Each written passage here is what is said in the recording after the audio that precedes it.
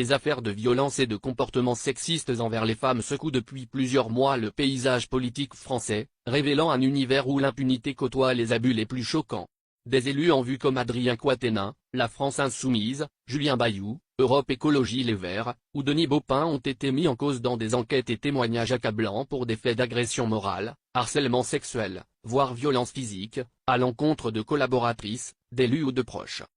Ces hommes politiques, souvent perçus publiquement comme des défenseurs de valeurs progressistes, se retrouvent à la une pour avoir exploité leur position de pouvoir, souvent avec une arrogance froide, dans un système où la parole des victimes a longtemps été étouffée, minimisée ou ridiculisée. Derrière les discours moralisateurs, c'est une vérité glaçante qui émerge, des soirées d'excès, des pressions sur des subordonnés, des comportements indécents hors du regard du public, utilisant l'argent et le privilège public pour masquer leurs dérives.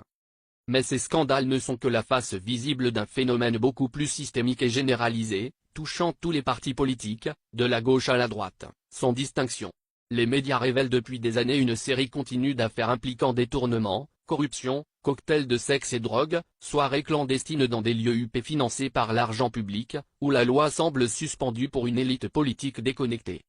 La défiance citoyenne explose face à cette accumulation d'abus où l'impunité des dirigeants contraste avec la sévérité des sanctions infligées aux plus modestes. La faiblesse de l'action des institutions, souvent dépassées ou complices, alimente un climat où les victimes sont laissées sans protection et où les coupables poursuivent leur carrière politique comme si de rien n'était.